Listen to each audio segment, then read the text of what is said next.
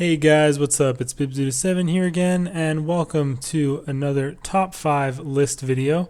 You guys might remember I did one of these quite a while ago now for my top 5 best bosses in the game, and I figured I'd revisit this as a potential for doing a couple more of these list videos. Just depends on what you guys want to see down in the comments. You can let me know if you have any ideas for other list videos I could do, because I would kind of like to make it a reoccurring series if there are any, if there is support for it and there are, ideas for lists that I could make. I would appreciate your feedback down in the comments.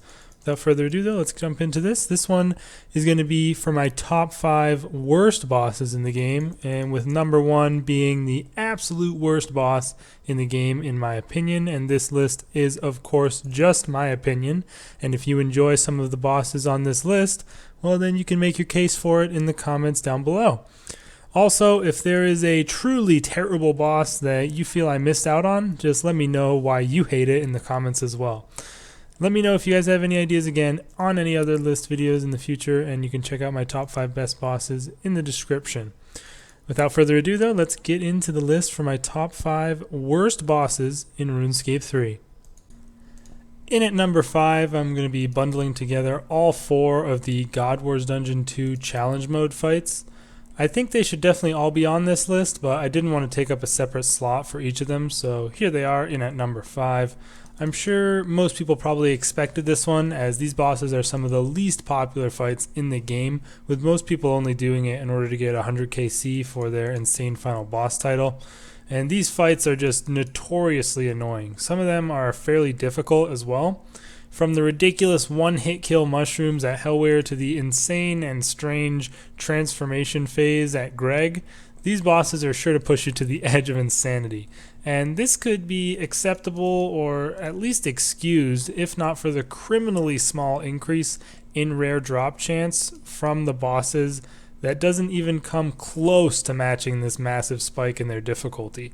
The regular drops aren't even noticeably better in my experience, and the much longer kill times you will get as a result will mean you get far less kills per hour, negating whatever small difference there may be in the normal drops.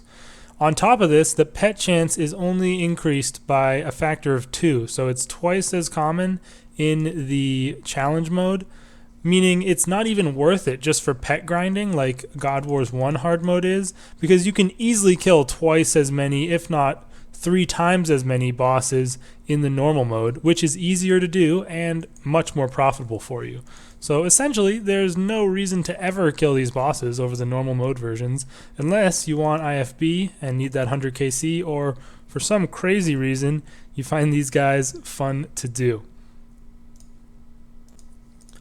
Number 4 is one that I expect to be probably the most contentious choice on this list, and it's going to be the 6 Legiones in the Ascension dungeon. Ever since their release, I've really disliked the mechanic of requiring one item or key for a single boss kill, and the crazy prices the keys have seen in the distant past did not help matters on my opinion there. The idea of having to take a loss in order to fight the boss just always felt bad to me, despite the fact that you could normally turn a profit on the eventual crossbow with average luck. There was always the lingering thought that I could just get extremely unlucky and spend hundreds of mil of GP on keys without the bow and end up with a loss of money in the end, which would just suck. It would just be such a bad feeling. And I really just don't see the appeal or benefit of this approach at all. I would rather the boss have, say, even worse normal drops, which they're already not that great at all, and then not need a key in order to fight them, or maybe one key for the whole instance. I don't know. Also, the fights themselves are pretty annoying to grapple with as well. Movement is certainly something that should be considered as an aspect of boss fights. However, the approach taken with these bosses here, where you must be constantly moving to not get obliterated by their magic attacks, is just really annoying for the way the combat system works in RuneScape. The system itself doesn't lend well to constant required movement, with several of your strong abilities being channeled or requiring you to stand in one place, and if you have to be running around constantly, those will get interrupted. And you can also be stalled if you use abilities at the wrong time while running around, and which that could get you caught with some extra damage. Each boss offers its own unique mechanic, but they all generally play out pretty similarly, although a few of them are quite a bit more annoying. The one that spawns lines on the floor and then the one that spawns minions come to mind as the worst in my opinion. And I'm quite surprised, honestly, that they reused this key approach with the Magister release alongside Menaphos, as I've never heard anyone appreciate it or give it praise, but I really hope they never bring it back in the future, since that is truly one of my main motivations for placing it here at number 4. Coming in at number 3, I'm putting a boss that I personally really hate, and it's also the most recently released boss on this list, Seiryu, the Azure Serpent from Elite Dungeon 1, the Temple of Amanishi. While Amanishi as a whole is, in my opinion, the worst elite dungeon of the trio, it all culminates in an extremely annoying and frustrating boss fight here. The design of this boss confuses me quite a bit. To be honest, I really just don't understand why they gave him 7.5 million HP, but you only ever hit him down to 7.2 million before going on his back. Like, why not give him just 300k HP that restores each cycle, or maybe cause like each crystal that you destroy on his back to reduce his max HP by like 1/3, so you'll be at 7.5 and then as you kill the crystals, his health will go down. That might make a little bit more sense, but that never happens. On top of these weird design choices though, the boss has some very annoying and extremely punishing mechanics. The dreaded black hands can come out from Seiryu at either side or from the middle, and there's pretty much no warning whatsoever where they're going to be coming from and when. If you're heading to jump up to the crystals and they just happen to spawn while you're on your way there and you don't notice them, you'll almost always just die. There's also black hands that come from a projectile he shoots out that puts an arrow over its landing location, which usually makes me think to stand on the location, but in my experience that isn't always consistent in blocking the hands that come out. And if you do happen to miss that, say goodbye to your life, as all the black hands deal massive damage that'll kill you in just a second or two.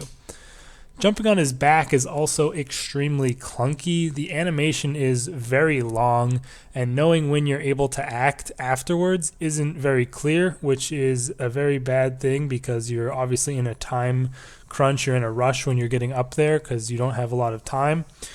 And then finally you have the laser light show that happens when you're pulled off his back after the second blob wave, which sometimes makes it difficult to click on the blobs and stop them from healing away all the damage you just did.